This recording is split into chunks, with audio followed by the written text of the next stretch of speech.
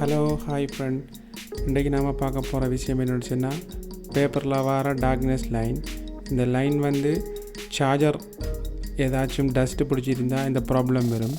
இந்த சார்ஜரை வந்து நீங்கள் ஃபுல்லாக கலட்டி க்ளீன் பண்ணினீங்கன்னு சொன்னால் இந்த வீடியோவில் இருக்கிற மாதிரி உங்களுக்கு இந்த ப்ராப்ளம் இனி வராது. இப்படியான ப்ராப்ளங்கள் வந்தால் இதை ட்ரை பண்ணி பாருங்கள்.